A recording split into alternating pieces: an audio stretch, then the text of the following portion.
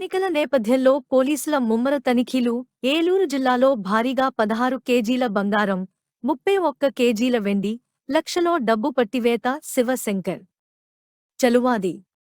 భారీగా బంగారం, వెండి ఆభరణాలతో వెళ్తున్న ఓ వాహనాన్ని పోలీసులు స్వాధీనం చేసుకున్నారు.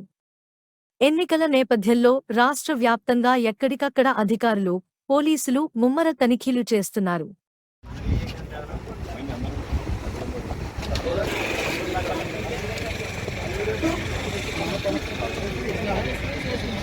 అంటే అన్ని ప్యాక్ మేడం లోపల ఐటమ్ అన్ని ప్యాక్ సీఎం మాట్లాడతారా అది వెళ్తాను